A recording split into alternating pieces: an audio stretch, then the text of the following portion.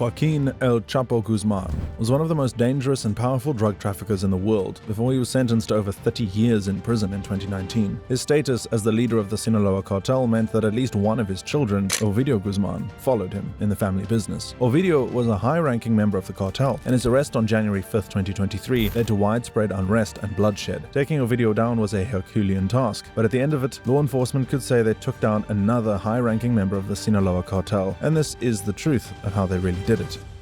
The deep end. Before we get into how Ovidio Guzmán got caught, we should talk about how he got into the business, and that begins with understanding what he was going on with his father, El Chapo, at that time. Chapo was born in Sinaloa in 1957. A part of a poor farming family, Chapo's abusive father got his son involved in the drug trade by having him grow marijuana for local dealers. By the 1970s, Chapo was working with Héctor Luis Palma Salazar, one of the country's newest rising drug lords. Together, Chapo and Salazar worked to move drugs out of Sinaloa and across the United States. Chapo then spent a little bit of time working in logistics for one of the founders of the Guadalajara cartel. When the founder was arrested in the late 1980s, Chapo created his own cartel, which operated under the Guadalajara cartel. As Chapo's influence grew in the following years, Ovidio Guzmán was born in 1990. He grew up in Mexico City before joining his father in the cartel. A U.S. grand jury indictment revealed that Ovidio joined up in 2008 when he was just 18 years old. It's a little difficult to line up exact dates, but the odds are that he was thrown into the deep end, as El Chapo was smack in the middle of a conflict with the Beltran Leyva cartel. An investigation by Newsweek revealed that El Chapo had potentially maintained his position at the top by selling out his rivals to the DEA in exchange for protection. Not only did he sell out his rivals in the Juarez cartel, but he also gave up a number of high-ranking Sinaloa cartel members as well, just to ensure his own safety. This detail would be very important years later in our own story of Ovidio's capture. This information played a big role in a chasm forming between the Sinaloa cartel and the Beltran Leyva brothers. The five brothers were high-ranking lieutenants in the cartel, and on the face of it, El Chapo's actions should not have made that big a difference to them. However, events from a decade ago ensured that Chapo would probably never reconcile with the brothers. Around the early 90s, a Sinaloa lawyer Castro, was wanted on a federal crime charge, just like El Chapo. In 1998, he reportedly approached the DEA with information that would eventually take down the Tijuana cartel. He would even sign official paperwork making him a formal informant in 2005. But that wasn't all. His information also played a role in the Mexican army's arrest of Alfredo Beltran Leyva, also known as El Mochomo. As his name probably already confirms to you, he was one of the five Beltran Leyva brothers. Now things started to get a little bloody. After El Mochomo's arrest, the brothers declared a formal war on El Chapo and the Sinaloa cartel. Just hours after this declaration, they attempted to kill the son of a cartel head working with El Chapo. The drug lord's response was swift and immensely violent. But then the Beltran Leyva brothers took things up a notch by ordering a hit on Ovidio Guzmán López, one of El Chapo's sons. In the wake of Edgar's death, the city of Culiacán experienced never-before-seen bloodshed at the hands of the Sinaloa cartel. 116 people died in May 2008, 128 in June, and 143 in July. The violence spiraled out of control, hitting the other cities of Guasave, Guamuchil, and Mazatlan. Around this time, the Beltran Leyvas were recognized as their own organization and sanctioned under the Kingpin Act by the United States. This meant that no organizations or people in the US could do business with them in any capacity, and the brothers had their assets in the country frozen. Ovidio joined the cartel around this time, as the Sinaloas were in conflict with not just the brothers, but also the Gulf Cartel and Los Zetas. This timing was crucial. Moving up the ranks. From 2008 to 2012, Ovidio worked hard to establish himself as one of the major players in the Sinaloa cartel. 4 years after joining, the Office of Foreign Assets Control sanctioned the Sinaloa cartel and El Chapo under the Kingpin Act. This didn't just affect the head honcho, but his family as well. Things only got worse in 2014, when El Chapo was arrested for the second time. In February, Mexican law enforcement arrested the Kingpin at a hotel in Mazatlan. It took the combined efforts of the Mexican Navy, the DEA, and the US Marshal Service to take El Chapo down, for a while at least. This was a massive win for the Mexican government, and Chapo was trotted out in front of the media for a press conference before being transferred to the Federal Social Readaptation Center No. 1, a maximum security prison, also called Altiplano. El Chapo was in a highly restricted portion of the prison. He spent 23 hours in solitary confinement each day. After spending about a year there, the drug lord escaped the maximum security prison on July 11th via an underground tunnel built into the shower. Not much is known about what Ovidio was up to around this time, but considering his standing in the cartel, he was one of the people responsible for steadying the ship in El Chapo's absence. Chapo's third arrest, after interviews with Sean Penn and trying to have a screenplay written on his life, meant that Ovidio had to step into a proper leadership role in the cartel. He wasn't alone though, as he was one of 4 leaders, 2 of them being his brothers, Ivan Archivaldo Guzman, Jesus Alfredo Guzman, and also Ismael El Mayo Zambada. With El Chapo pretty much out of the picture, the US turned its attention to Ovidio. The United States Attorney for the District of Columbia enlisted a grand jury that formally indicted Ovidio and one of his brothers, Joaquin, on the charges of trafficking methamphetamine, cocaine, and marijuana, dating all the way back to 2008. This was a turning point of sorts for Ovidio, as with his dad out of the picture, he was now front and center for the Sinaloa cartel,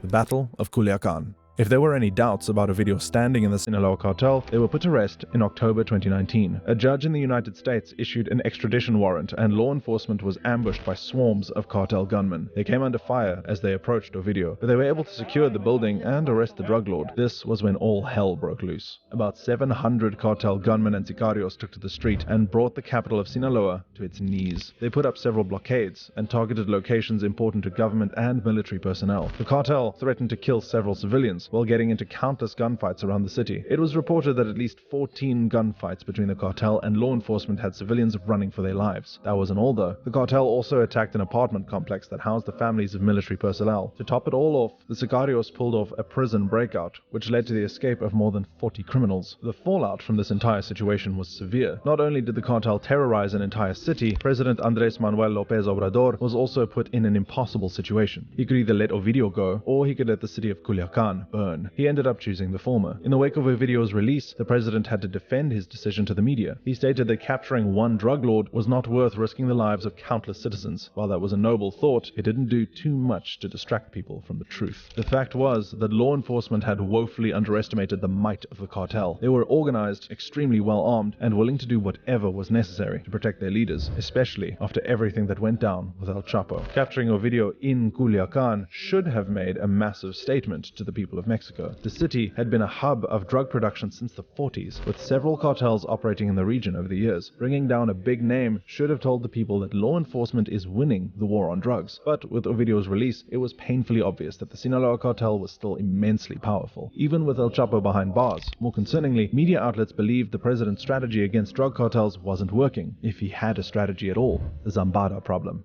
For the next few years, Ovidio operated with relative ease, and he, along with his brothers, was able to gain more influence within the cartel. As I mentioned earlier, once El Chapo was out of the picture, 4 people operated in leadership roles within the cartel: Ovidio, Ivan Archivaldo Guzman, Jesus Alfredo Guzman, and also Ismael El Mayo Zambada. There was a pecking order among these 4 individuals, as the cartel often deferred to El Mayo for the final decision. Before I get into the conflict between El Mayo and the brothers, I feel like it is important for me to establish just why Zambada was so important to the Sinaloa cartel, and you'll see why. Like most other drug lords, El Mayo was a farmer who started off smuggling small amounts of contraband before moving up in the world. He had a close relationship with the Carrillo Fuentes family, which in turn was as thick as thieves with the Juarez cartel. One of the founders of the Guadalajara cartel was arrested in the years that followed. The organization splintered. On one end was the Tijuana cartel, and on the other was the Sinaloa cartel. Hector Luis Palma Salazar, El Mayo, and El Chapo, who were lieutenants in the Guadalajara cartel, took on leadership roles in the newly formed organization. El Mayo was a freelancer of sorts, who became instrumental in the expansion of the Sinaloa cartel in the 1990s. After El Chapo's arrest in 1993, El Mayo kept things moving along with both his fellow leaders incarcerated. By 2000, he was considered one of the most powerful drug lords in the world, having built a fantastic distribution network between Colombia and the United States. There were reports that he greatly aided El Chapo's prison escape in 2001 as well. At first, the Tijuana cartel was certainly the most impressive of the two, but that worked in El Mayo's favor in the mid-2000s. The Mexican Prime Minister came down hard on drug trafficking, seeing as the Tijuana cartel was making the most noise at the time. They were the most affected by these countermeasures. While this was going on, El Mayo and El Chapo decided to move into the Tijuana cartel's territory, which eventually led to a full-scale war between the two organizations. Mayo and Chapo worked well together up until 2016, when the latter was arrested again. El Chapo's absence meant that El Mayo gained even more influence in the cartel. It was reported that he essentially had sole control over the Sinaloa cartel, making him one of the longest enduring drug lords in the country. Odds are that El Mayo was probably the one who orchestrated the Battle of Culiacán. Culiacán, which forced the president's hand and had Ovidio released from police custody. But moving into 2020, things between El Mayo and El Chapo's children started to get a little complicated. In June of that year, El Mayo wanted to give two former drug lords, Rafael and Miguel Caro Quintero, high-ranking positions in the Sinaloa cartel. These men hadn't been random low-level operators in the past. Rafael had been one of the co-founders of the Guadalajara cartel, while his brother Miguel had founded and led the Sonora cartel. In the absence of El Chapo and certain sects believing the Sinaloa cartel was potentially vulnerable, bringing in two heavy hitters seemed like a no-brainer. A couple of important things happened around this time. Firstly, El Mayo's health rapidly deteriorated due to complications with diabetes. Bear in mind, he was in his 70s at the time. Secondly, El Chapo's sons, also known as Los Chapitos, were against bringing in the Quinteros. In the years that followed, both sides, El Mayo versus Los Chapitos, jockeyed for more influence within the cartel, and that did not stop after the former stepped back due to health reasons. As a matter of fact, in the month before El Mayo officially took a back seat, he suffered a major loss. The Sinaloa cartel's Anthrax hit squad was headed by José Rodrigo Arechiga Gamboa, who was also known as El Chino Anthrax. Gamboa was a known associate of El Mayo, having grown up with the Zambada family alongside El Mayo's sons in Culiacán. El Chino Anthrax was found dead in May 2020, with most reports strongly suggesting that Los Chapitos were behind the hit. It's hard to disagree with that assessment. El Mayo was clearly vulnerable, and taking out one of his longest and most important allies would strongly benefit Los Chapitos. Internal tensions were at an all-time high in the next month, leading to a shootout between both sides in Culiacán, which ended with 16 people dead. Los Chapitos continued to gain notoriety in 2021 and 2022, emboldened by their more prominent position in the Sinaloa cartel. In February of 2022, a small army loyal to Los Chapitos laid siege to the municipality of Caborca, alarmingly close to the US-Mexico border. 2 people were killed while 5 were kidnapped, and it took law enforcement all night to repel the terrorists. Around the same time, the cartel began operating in the same market as the Jalisco New Generation cartel, also known as the CJNG. The cartel was led by the notorious El Mencho and specialized in the trafficking of synthetic drugs like methamphetamine. This bold move may be a little surprising to some, considering the CJNG had kidnapped Ivan and Jesus, 2 of Ovidio's brothers, in 2016, to further embarrass the Sinaloa cartel after El Chapo's arrest. The CJNG had initially planned to murder the brothers to really send a message. However, El Chapo was able to make a deal with the cartel to spare their lives while he was still behind bars. Furthermore, the CJNG had significantly benefited from the internal war between El Mayo and Los Chapitos by claiming a ton of territory. At the same time, though, Los Chapitos had been able to extend their influence in Sonora, Baja California, and Chihuahua in an ongoing tug-of-war with all the major players in the country.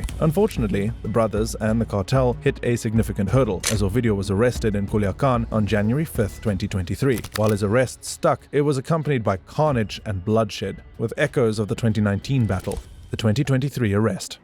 Mexican forces aligned with local authorities to arrest Ovidio in early 2023. Considering the fact that they had already failed to apprehend the drug lord in the past, there was a lot riding on this operation. Just like last time, he was arrested in Culiacán, Mexico, where Ovidio had been with his 3 children, his wife, and mother to celebrate the holidays. And, just like last time, the city turned into a battlefield almost immediately. Soon after his arrest, reports confirmed that members of the Army, Secretariat of the Navy, National Guard, and Secretariat of National Defense had worked together to apprehend and transfer Ovidio to Mexico City, but the battle was far from over as reports of gunfire broke out. Sinaloa Governor Ruben Rocha Moya urged the public to remain where they were, while neighboring cities and townships passed advisories prohibiting travel into the state of Sinaloa. 25 cartel vehicles took to the streets, with half of them mounted with 50 caliber machine guns that rained hell on law enforcement. Black Hawk helicopters were called in as backup, but they didn't stand much of a chance against the 50 cals. At least 2 of the choppers had to retreat after taking significant damage. As law enforcement was forced to back down, the cartel decided to shoot down all aircrafts,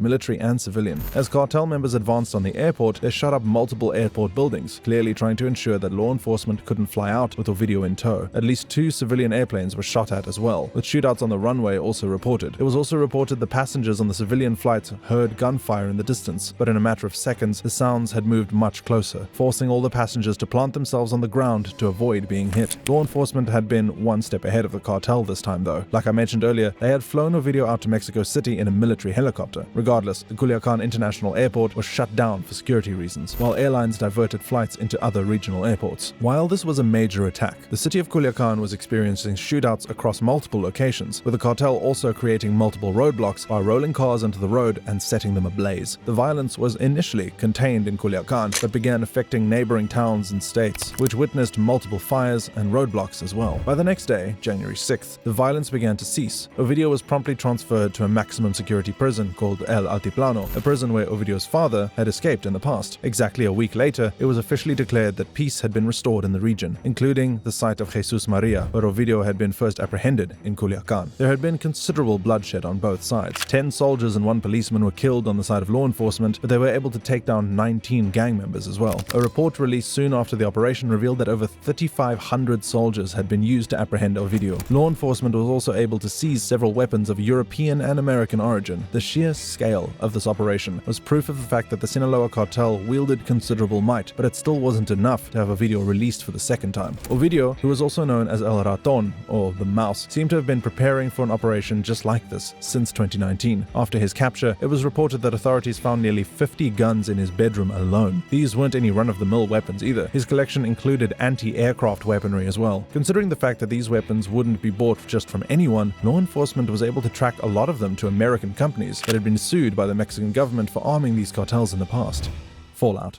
Once the battle was over, the region began to limp back to normalcy, and in about a week, school classes resumed. The presence of law enforcement significantly increased on the streets, as expected, while the roads were littered with the charred husks of vehicles, some of which had been used as roadblocks. Ovidio's capture was a massive win for the Mexican and American governments, as they had taken down a Chapito and potentially destabilized the Sinaloa cartel. To make matters worse for the cartel, the Office of Foreign Assets Control, also known as OFAC, sanctioned everyone involved in providing the Sinaloa cartel with the ingredients they needed to manufacture methamphetamine and fentanyl. OFAC further recognized the fact that the cartel had established super laboratories that were capable of manufacturing these drugs on a massive scale. At the same time, the US Secretary of State Anthony Blinken stated that the huge sanctions were part of a whole-of-government effort to disrupt and dismantle the transnational criminal organizations that facilitate the illicit supply of fentanyl and other narcotics. In layman's terms, this was a massive win for the government in the war on drugs. With Ovidio out of the picture, the Sinaloa cartel is now led by El Mayo and Ovidio's 2 brothers, Jesus Alfredo Guzman and Ivan Arquivaldo Guzman Salazar. It also looks like the bad blood between the two sides is a thing of the past. Reports also suggested that as of November 2022, the factions have called a truce to focus on a common enemy. The war between CJ&G and the Sinaloa cartel has been going on for a while, but the latter is firmly focused on their rival. With everything happening in the Sinaloa cartel, from the arrest of El Chapo to the infighting and arrest of Ovidio, the CJ&G was able to expand and claim territory pretty much unchecked. Not only that, but the pivot to synthetic drugs means that they are further competing with CJ&G on an international scale. The rivalry itself has also gone international, as the Sinaloa cartel has been taking the fight to the CJ&G in at least 5 regions of Colombia. As a matter of fact, violence in just the first couple of months of 2021 saw almost 11,000 Colombians being displaced from their communities. With rumors of the CJ&G leader El Mencho's death, newfound unity in the Sinaloa cartel may bode well for the latter. In the long run, making peace with El Mayo makes a lot of sense for Los Chapitos. While El Mayo may be far more experienced and be a longer-serving member of the cartel, he is also significantly older than the brothers. Combined with the health issues I mentioned earlier, Los Chapitos are mostly playing a waiting game. Considering they are still reeling from Ovidio's arrest, that is far from the worst thing. Moving forward, the cartel's path remains unclear. There is a lot going right for them at the moment. Sure, Ovidio has been arrested, but there is no internal conflict within the cartel at the moment. Furthermore, the CJ&G has really struggled in El Mencho's absence. They have been losing territory and influence over the last few years. Some of it because of the Sinaloa cartel, but some of it must also be attributed to smaller cartels that have begun coming up around the region. Despite being El Chapo's youngest son, being born in 1990, Ovidio's influence in the Sinaloa cartel and Los Chapitos is impossible to deny. It is impossible to tell if his brothers will be plotting a jailbreak, but Ovidio's extradition to the United States will certainly complicate things. Time will tell which brother will step up, or if they will be content to let El Mayo operate unimpeded for the time being. Regardless of what happens, the capture of El Chapo's son was only possible because of an operation taking place on a massive scale that was able to hold off cartel forces on the streets while outwitting them as well. And that's our video. What do you think comes next for El Chapo's son? Is he going to be warming a prison cell for a long time while one of his brothers steps up, or is an improbable escape on the horizon? Drop a comment to let us know. And if you enjoyed what you saw, remember to like this video, subscribe to The Fugitive, and hit the bell icon to stay up to date with all our content. We'll catch you in the next one.